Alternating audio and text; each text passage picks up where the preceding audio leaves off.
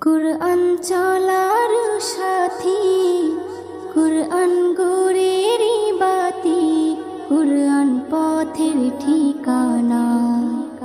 কুরআন চলার সাথী, কুরআন গোরের বাতি, কুরআন পথের ঠিকানা। যে জন পড়ে কুরআন খাঁটি হবে তার ঈমান, পাবে আল্লাহর করুণা। কুরআন চলার